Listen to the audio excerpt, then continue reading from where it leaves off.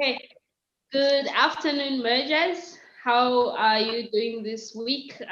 Thank you for joining us for Merge today. Glad to have you on. Thank you for to the rest of the panel for joining me as well. I have Pastor Kundwani, Brother Shegun, and Tina on the team. All these are merge leaders that you know. So thank you for joining the team. Thank you. It's good to be here. Quite happy to be here. Thank you so much, Mary. I'm happy to be here. All right, great. So we are continuing with our series on taking responsibility. And today we are talking about addictions and getting help with addictions. So we'll be looking at what are addictions, what does the Bible have to say about addictions, and how can one overcome any addictions that they may be struggling with. So let us know that you're following the discussion by commenting in the comment section below. We are on Facebook Live on the Merge page, and we're also live on YouTube on the Miracle Life page. So feel free to make contributions and ask questions as well. And you can also direct your questions to our inbox or through your Merge leaders. For those joining us for the first time, welcome to Merge. We are so happy you could join us. We would like to know that you're joining us for the first time by also commenting on the section, and someone will reach out to you. All right, so we get into our section on addictions, dealing with addictions and getting help for addictions. So maybe we could, for the purpose of this discussion, we can begin by describing or defining what an addiction is, right? Does anyone want to help with that? Sure. Maybe I could take that up, and then I guess the others could also join in. I'm going to go with a very scientific definition. An addiction will be described, as when you're physically or mentally dependent on any particular substance or activity, and you are unable to stop taking it without any adverse effects on you. That is the scientific, so it's either a substance or an activity. And there are a few things that are about, I'll just maybe name 5 things about an addiction so that we're quite clear on what an addiction is and differentiate it from what other things could be. So it involves a substance or a behavior, and there's a preoccupation with that behavior of substance. You spend too much time trying to get that substance or in that behavior. That's the first marker. The second marker is there is a diminished ability to control your impulses with regards to that substance or behavior. The third thing is you become tolerant to that substance or behavior. Tolerance here simply means your body or your mind starts to require a higher escalating level of that particular substance or behavior. And I think we can expand on this further as we go into the discussion. Fourth thing is the withdrawal or the removal of that activity or substance actually causes you to feel physically or mentally ill.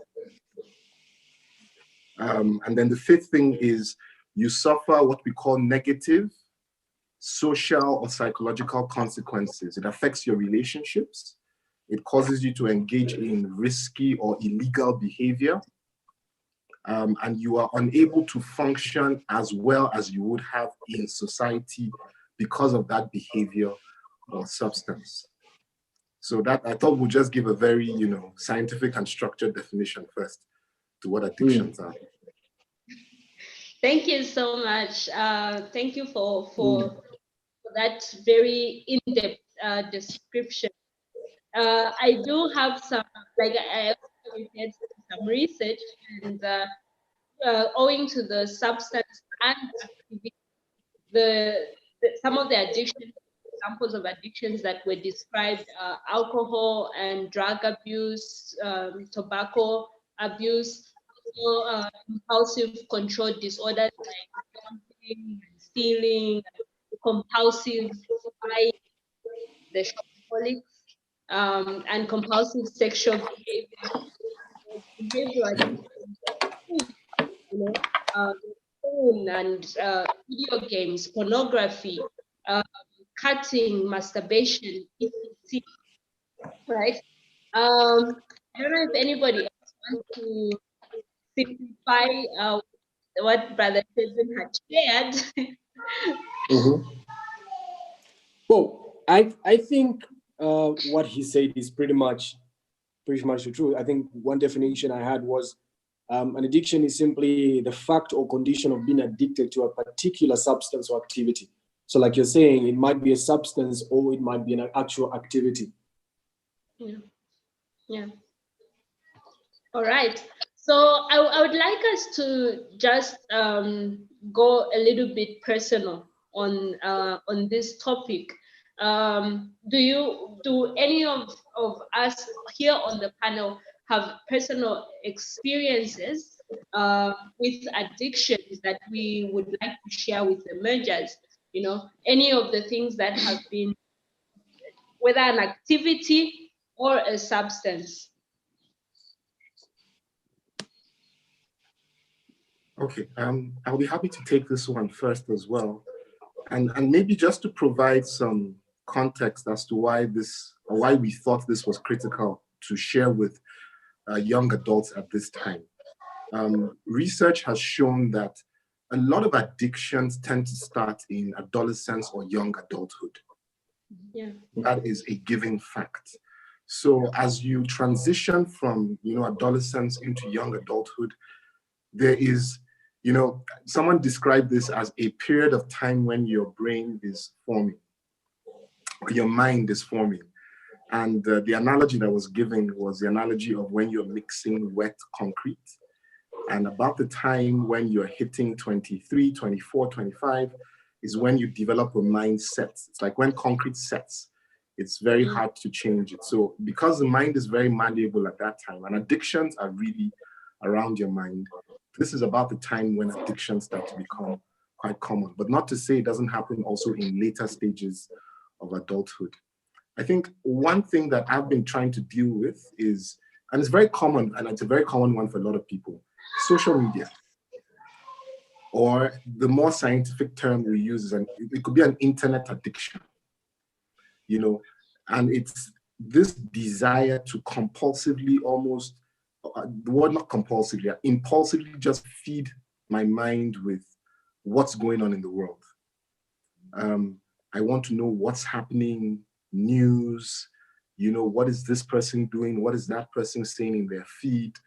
And it started quite innocuously, I would say, this desire to be scrolling on a Twitter timeline, constantly searching, refreshing the page, following new people.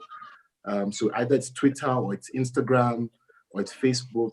I think I'm not even in the Snapchat or the TikTok generation. That is a, a differently total level. But to explain why I think this could be classified as an addiction, and maybe in the course of this discussion, we'll talk about maybe the spectrum of addiction so that people don't just think anything is an addiction. I'd find myself sometimes at the office, I want to take a 15-minute break and I'm scrolling on social media. I'm studying and I'm scrolling on social media. I'm in a meeting and next thing I'm on Twitter trying to find out what's going on. So it's the first hallmark of that is preoccupation and spending more time. I'm sitting with my wife and we're both sitting on a dinner or whatever. We're scrolling social media. I wouldn't call it one of the more destructive addictions because I like to even classify addictions as maybe what I'll call hard addictions and soft addictions. Hard addictions for me are the ones, that have to do with really damaging physical or social or legal consequences directly. Or the softer addictions are like, internet addiction that I've spoken about, but the classifications I think are blurred. So that's something that I've been working on and dealing with. And maybe I'll give it up back to you now, Mary, for someone else to talk, and probably I can talk later about some of the things that I've done to manage that. Okay. Tina, is there any personal experiences with addictions that you'd like to share? Yes. So similar to his, for me also social media, it's something that has really affected me from way back. For me, it's not something that I can even say maybe started maybe 2 years ago or 3 years ago. It's something that started like way back, like in the days of, if you guys can remember, to go, there were those apps. High five. Yes. Yeah, so I remember I was this young person with, I think I used to have a Motorola or something. I was so busy on to go, wanting to see who to chat with, who I could would chat and maybe plan to meet up and everything. And now it even went from just not social media, but then to also just wanting to be on my phone. It's been so bad that would be seated in a room, but then I'll be on my phone, even though I don't have data, like my data is off. But then I'm just looking at my phone, like maybe going through my old pictures, trying to edit this and that. It's, at some point I used to think, oh, this is okay. This is what normal people do. But then